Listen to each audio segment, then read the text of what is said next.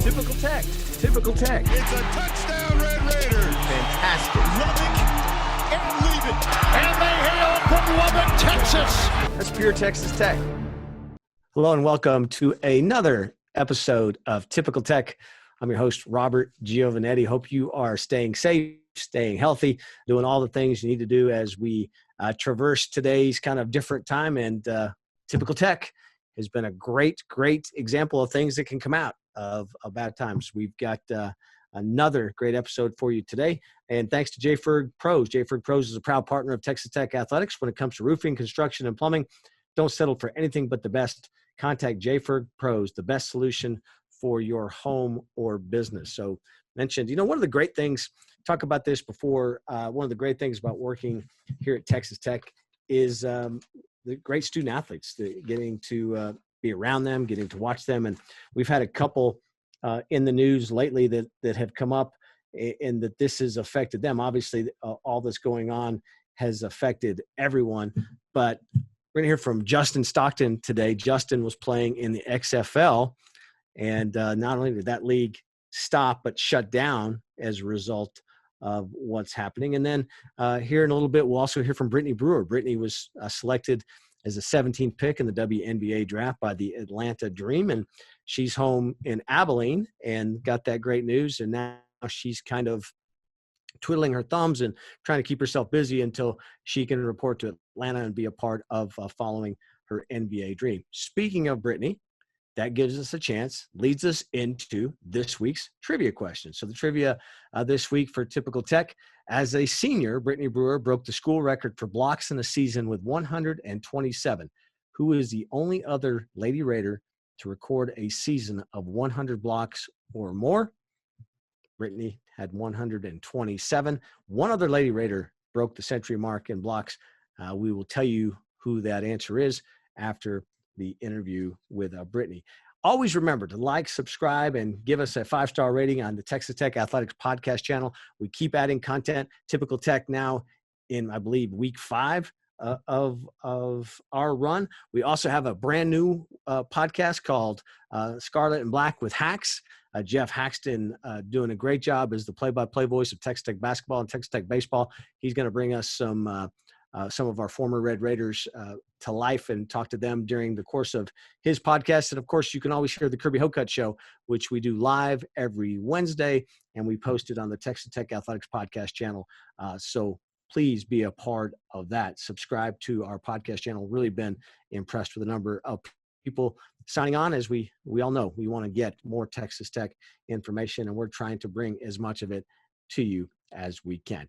Mention the XFL and Justin Stockton.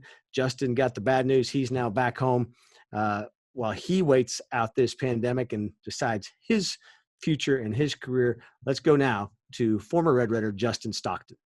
Justin, for those of us that are watching, we can see you got your Tech jersey in the background. You got your double T sweatshirt on, your Texas Tech sweatshirt on. So it's good to know you're still remembering and thinking about the Red Raiders.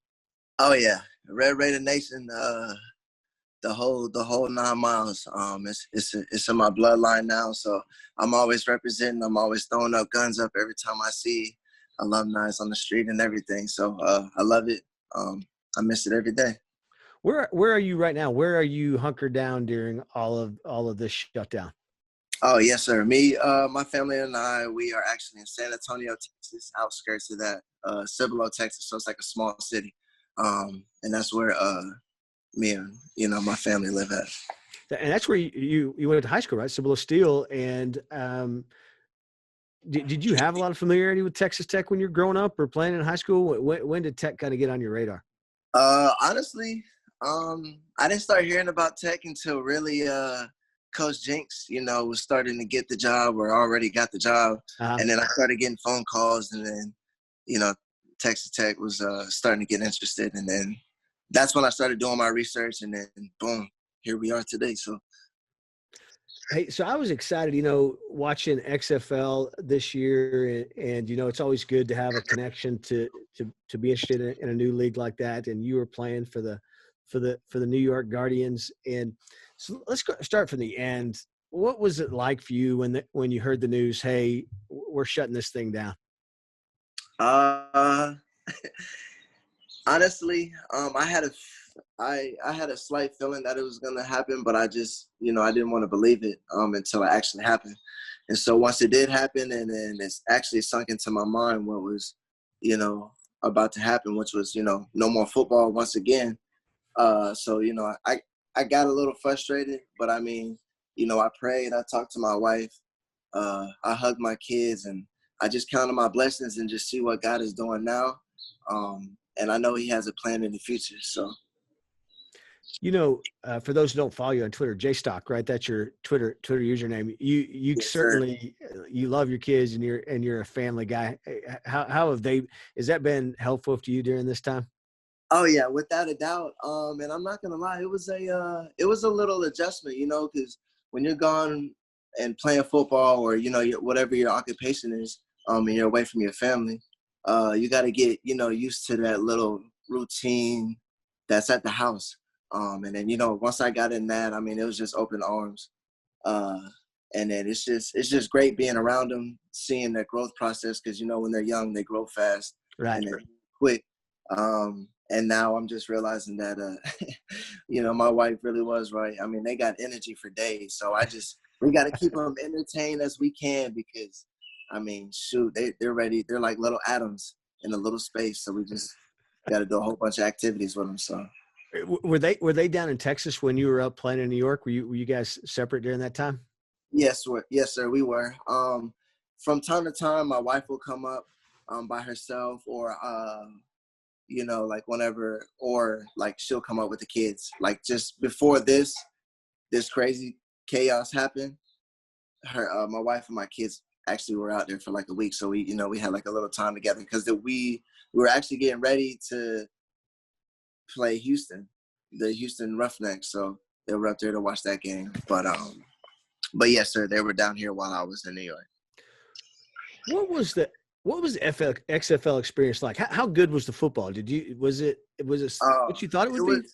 Me personally, from speaking from my experience and everything that I've seen and heard, from where I was at, and the coaching staff and the teammates that we had, it was phenomenal. I mean, all the way down. I mean, it was great all around. Like, my knowledge of the game increased, you know what I mean? And then just being like a professional, like, I mean, that's it. I was a part of a team that's won like 2 Super Bowls. So being coached by coaches like that it was a blessing itself. And then learning the schemes and concepts, and just, learning the defense and reading defenses. It's awesome. And it's just, it's still sad, but I know everything will work out at the end of the day. Were you guys were you a close knit group? Did you form a bond? I mean, a new league, new guys, just getting to know each other. Oh yeah, without a doubt. And then those are one of the things, of many that I enjoy about the game, is that we get blessed to run into people that, I mean, when you start talking to somebody, it feels like you've known them for like 5 to 10 years, but it's just the chemistry and the bond that you get with your teammates. And there's quite a few guys, and I try to spread the love throughout the team, whether it's, from God or just me, just being here, just being goofy and myself. But it's great. I still call, I check in with them, see how they doing, make sure they still, on the grind, because it's not over yet. So. And I mean, was it a little scary from the fact that you're up in an area that we've all seen over the last couple of weeks played out to be the hot spot, right? That's the hot spot. Were you worried at all about your health coming out of that? You know what? When I was sitting there, because we were actually about to stay, because we reserved everything for a week. So we were thinking, like, should we stay the whole week or should we leave? And then we were just waiting, and then like we prayed about it, and then it was revealed, hey, you know what? Let's just leave now, just in case that something goes bad to where we can't leave or we're stuck. Right. And then thankfully we made it back, and then sure enough, it just went crazy. Like, yeah, that's what I was going to ask you. You can't turn on the news now, turn on television without seeing something happen in New York. Is it kind of surreal to you to go, man, I was just there not too long ago? Yeah, like it honestly, it was just, it felt like a movie, and it feels like a movie. Like, the things that you see, the things that you hear, like going in and out from where we were, staying at in the hotel and everything, you see people looking, and then you see the news, and then now it's just like everybody got masks and gloves on. So it's like, man, this is crazy. So make sure you stay safe and prayed up. Hey, so what are you doing now? How are you staying? Are you trying to stay in shape? What are your goals here moving forward? Yes, sir. So first and foremost, it's been on my mind. But I'm actually gonna enroll back into. I'm gonna see if I can roll back into Texas Tech University to finish out my academics. I've been talking with Jesse Funk, just to make sure that I get, my transcripts and everything that I need, because I feel like it's important to have that, that degree, not only for me, but for my kids to see once they get older that, hey, my dad went here and everything. So I want to do that. On the other hand, with football, I spoke with my agent about, CFL opportunities, but even then, they're shut down too. So we just got to see what's going to happen. If I don't hear anything from the NFL, then most likely I'll probably go to Canada and just see, how that goes. Yeah, and that's the thing. You got to hope. I mean, there's so many things out of your control, right? So, are you working out every day and getting to keep yourself in shape? Oh yeah, yes, sir. I'm working out. I'll get up in the morning. I'll do my running in the morning. By the time I get done, my little baby boy Zayden is up, so I start getting him ready. Then we get the kids dropped off at daycare. Sit back for a little bit, hit the field workouts. Then I do some weights and stuff like that. So I'm staying ready, so I don't have to get ready. You talked about Jesse Funk here at Tech and helping you out. So you're a human sciences major, right? Weren't you when you were Yes, here? sir. That's correct. So what would you want to do after you're done playing football? What's your goal? To be honest, I know I enjoy helping people. I enjoy I love sports. I'll most likely see how I can get into coaching. Because I know there was a point in time where I was going to apply to work at my old high school just to be one of the teachers that are assisting the special ed classes and everything. Yeah. Because when I was younger, my mom worked a job to where we had a foster home to where we took care of kids that were either adopted or, they had Down syndrome and stuff like that. So I was used to that and I enjoyed that because, I mean, it opens your eyes, and it's just, I mean, they're great people. And that's what, I just really love helping people. So, you always seen when you were here that to be such a great teammate and popular with your teammates. Do you think it's because that had a lot to do with it from your background and having that kind of diverse background? Honestly, I think it does a little bit, because before I got to Texas, it's crazy. I was a little shy, but I mean, just being around the game, football, and then just just whenever you work your ladder up through life, I mean, you're able to communicate better and just get more comfortable and confident in yourself. So, I feel like that applied to just a lot of things. Hey, we saw you drink the juice box, so don't think you got drinking the juice. Slide that in there. Was that your juice box? You take that from one of your kids? The kids are gonna beat me up when they get home from daycare. They're gonna beat me up for that one. Hey, I love a juice box too. Hey, we got the Nerf guns and everything, so we're ready over here. Yeah, I saw some video that you put on your Twitter. You're keeping yourself busy with those kids. They're running you ragged a little bit. Oh yeah, they're from waking up in the morning to taking pictures with their phones to, I don't know, making a mess in the house to, I mean, just doing a whole bunch of things. But I mean, you look at them and smile and laugh. I mean, they just blessings, but they're a pain in the butt sometimes. Hey, before you go, favorite memory from Texas Tech? Man, it's a lot of memories. But I'll just say like my favorite, just because I mean it's just like the start before anything happened. I mean just walking or getting ready to come out the tunnel, man. I miss that feeling that you get, when the smoke is coming up. You got the fans there going crazy. and then you see the masked rider just take off. Man, I missed that. So, is that something that you would tell young guys? Did you appreciate it enough when it was going through it? You know what? I did, but to be honest with you, I don't think I really processed it, and it like sat in my mind to where like, hey, like this is gonna go by really fast. But now I'm looking back like, man, like that flew by, fairly quickly. So, but I did enjoy the time while I was there. But that's why I'm thinking about coming back. Is for one, I got to finish what I started. Two, I really feel like it's important to have that degree. Do you think it was a good decision when you ended up following Coach Jinks here? You enjoy your time at Texas Tech overall?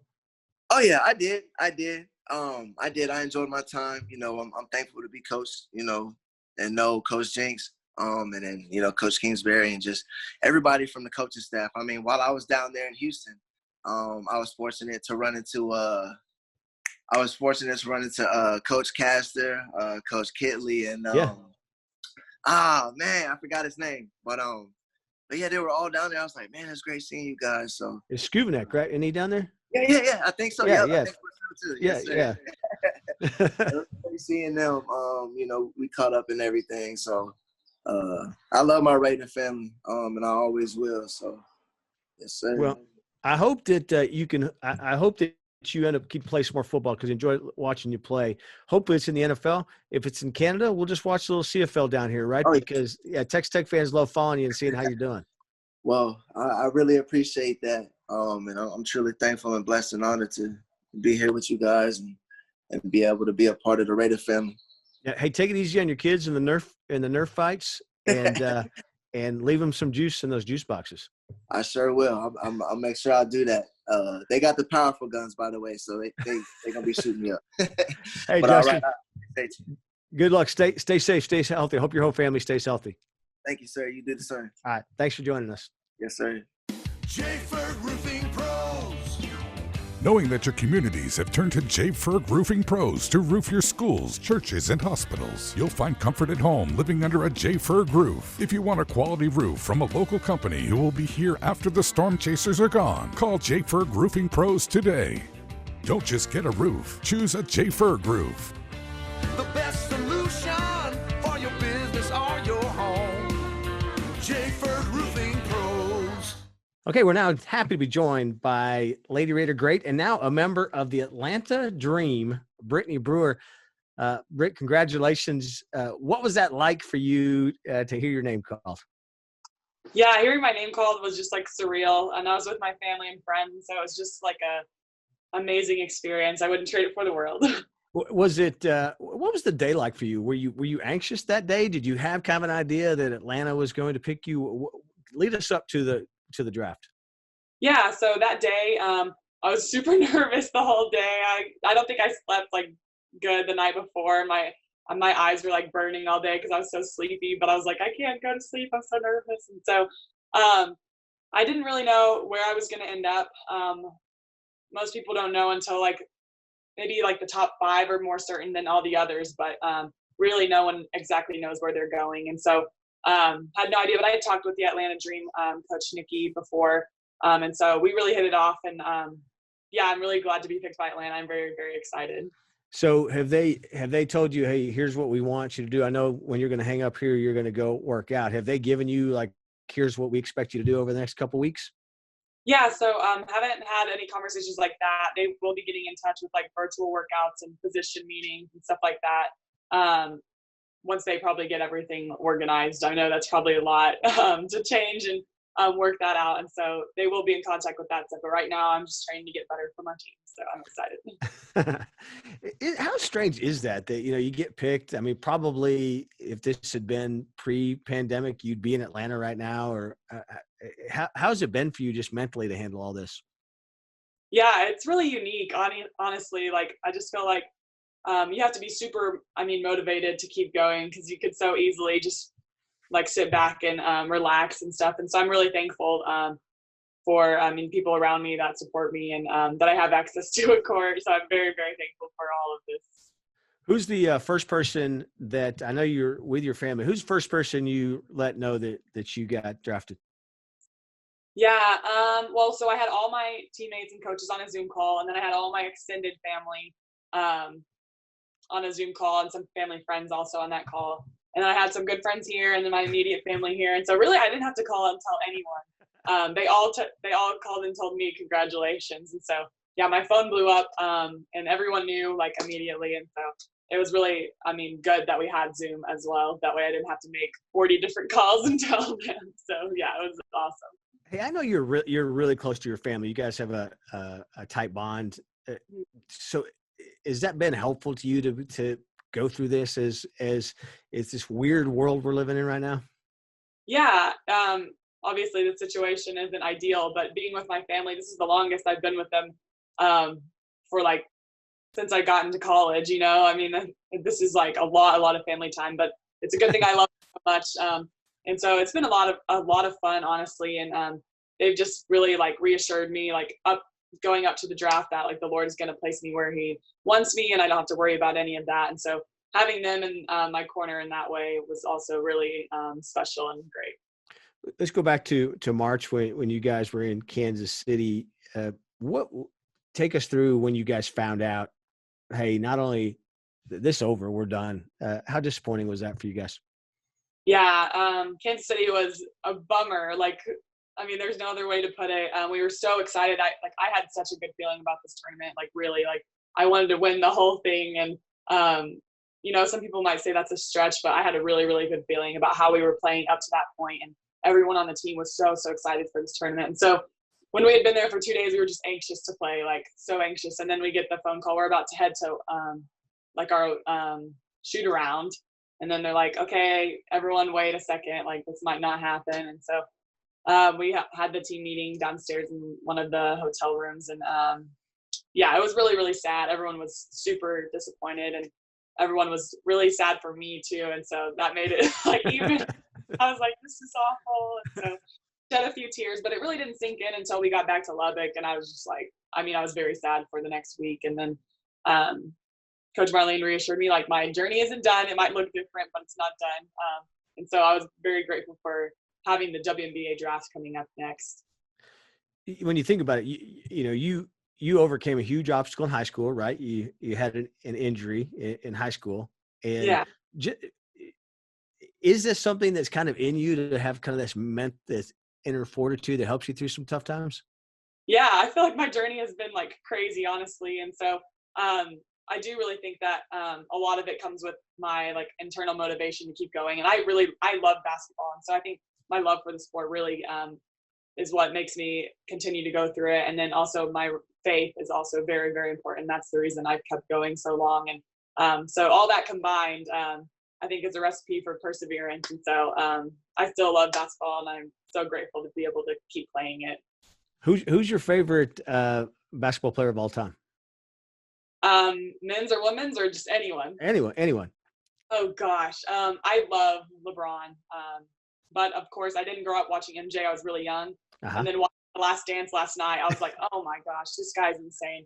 It's just effortless the way he plays on the court. And so watching him and in some of those games, I was like, oh my goodness, he's just so fluid and it's effortless. And I know it comes from the work off the court, but really, I was stargazing basically. I was like, this is crazy. That's what I was going to ask you, because I was going to ask if you'd watched The Last Dance, the first 2 episodes, just because for your generation that, you've heard about, seen Kobe and LeBron, just hearing about MJ, but to see if that meant anything to you be able to watch that. Oh yeah. I watched it with my dad, and he was like, oh my gosh, this is amazing. Like, for you to experience all these different players. There's names I'd never heard of, but getting to see how, that team specifically like interacted and the role that each player had on that team was like amazing. And getting to like hear about his journey and like all of their journeys, like Scottie Pippen's and Dennis Rodman's, how unique they were. They weren't easy. And kind of, I felt like, man, like if they can do it, I can definitely do it. And I'm so excited for this next journey. Yeah. All right. So you mentioned LeBron. So when you're out in the driveway playing growing up, who'd you pretend like you were when you're out there playing? Oh, when I'm out there playing, I definitely pretend like I'm Candace Parker or Lisa Leslie, some of those. I definitely don't, like, I'm all about women's basketball too. And so those are the people like I imagine in my head watching clips of them, like either in college or in their WNBA careers. And Del Dawn also, she was really on the rise in my like later years in high school. And so getting to see her play and perform was just amazing. And so those are definitely players I look up to. Where do you feel like you maybe turned the corner in your career where you got to this point now where you played on Team USA, you're drafted by Atlanta? Where do you think the flip switch for Brittany Brewer? Yeah, definitely. I feel like Team USA really had an impact on me overall. I know I had a good junior season. And so, I mean, that was helpful, but I think like mentally, the competitive switch really switched on after during Team USA, even just the trials. That experience is something I wouldn't have traded for anything. And I think it really propelled me for the rest of my senior season and leading up to the draft. That it was really like important for me. I think I said flip switched instead of switched flipped. So I'm glad thank you for not calling me out on that. Okay. Hey, you guys seemed really tight this year. Did you think it was a tight group? Yeah, I really did think it was a tight group. Mostly I think because we had that similar goal. We all wanted the postseason and we all loved basketball and we all loved winning. And so that was really kind of like our common denominator of like all of our relationships. And I thought we were really tight knit overall. Had great teammates on that team and I'm so grateful for all of them. Beyond just all your accolades on the court, you're also a great student. You get lots of recognitions as a student. What is long range goal for you? Yeah, long range, I definitely want to finish my master's. I'm currently working on that right now. And I'll hopefully have it done by next May. And then really, I mean, I want to play basketball as long as I can. But I do know that I definitely want to work for like nonprofit organizations. I've even considered law school eventually. And so that's something that's kind of up in the air, but definitely I'm motivated to succeed in whatever I do. And so I do have big dreams, so I'm excited. Do you have a favorite memory or game during your time here at Texas Tech? Man, I mean, lots and lots of good memories, but really the most recent one, I mean, the one that I like go back to is winning against Iowa State at Hilton Coliseum. That was like, I never like won there in my career, and we hadn't won there in I think 18 years or something like that. And so, and they had a really good team this year, and so to be able to pull out that win. I mean, it was close, like the whole game. And so it was just like amazing. And for that would probably be my favorite memory that I can recall because it's the most recent one. And being like, it was a team effort totally and completely. And I just thought everyone was out there bringing their best. And so it was a really, really fun game. Any idea I know you're still working with the WNBA. Have they given you any kind of clue of a proposed timeline? Or are they like everyone else just waiting and seeing? Yeah, they're really like everyone else. They're doing a great job communicating and they're really trying to get it all together so that we have a season. And right now, I mean, there's just certain things that like they know will be happening, like training camp will probably be shortened. And there's really no timeline at this point until things start clearing up, but they are doing a great job of communicating and we're going to start like virtual workouts and position meetings. And so keeping everyone involved and on the same page is really important. And they're doing a great job at that. How have classes been for you online here finishing up this semester? Yeah, luckily I was already online and with my master's. And so it was an easy transition. It is a little more difficult considering I don't have as much routine as I used to. And so having like that, having to set aside the time has been like unique, but it definitely is super manageable. And all the professors and Texas Tech, I think, have done a great job of just making sure we can all get through it and we're all excelling as well still. Are you you around all your family? How have things been? Everyone agreeing on the same shows? You guys binge watched anything that we should know about? Yeah. So, I mean, oh my gosh, this is so embarrassing. But me and my sister started like keeping up with the Kardashians. We'd never watched it before. And we're like, hooked. I don't even know like but I think it is the funniest show ever. And then obviously The Last Dance, if all 10 episodes were out, we would have watched all 10. Me too. Sure. I'd be bleary-eyed right now watching them from our last night. So exactly. So just stuff like that. And then movies here and there, watching like some of our favorite family movies together has been fun as well. Well, Britt, we're so proud of you. So excited to watch you as you move on to the next step. Hopefully we'll be able to watch you soon. This will all be behind us and we can watch you play basketball and keep watching you play basketball. Congratulations on a great career and what happened in the WNBA. Thank you, Gio. Thank you so much. All right. Talk to you soon. So thank you again to Brittany Brewer. Brittany, if you can't root for somebody like Brittany Brewer, not sure you can root for anyone. She's easy to like, and you can see what so many people are drawn to about Brittany, and good luck to her with Atlanta and the WNBA. Speaking of Brittany, earlier in the program, we asked you who is the only other Lady Raider to get more than 100 blocks in the season. Brittany had 127. You'd have to go all the way back to the 2005 Lady Raider team, Sisty Greenwald, with 105 back in 2005.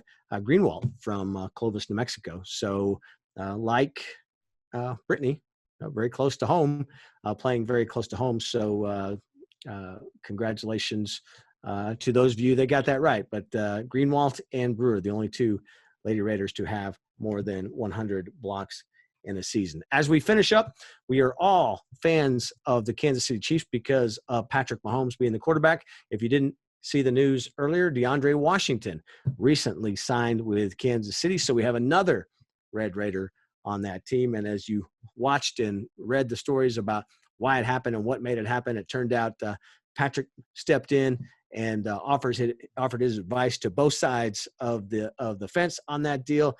And Patrick basically sealed the deal to make DeAndre Washington become the newest member of the Kansas City Chiefs. Another reason for us down here at Texas Tech to root for the Chiefs. Another example of Red Raiders helping Red Raiders, and that is Typical Tech. Until next week, we'll talk to you then. Have a great week. Stay safe. It's Typical Tech. Typical Tech. It's a touchdown, Red Raiders. Fantastic. Lubbock and leave it. And they hail from Lubbock, Texas. That's pure Texas Tech.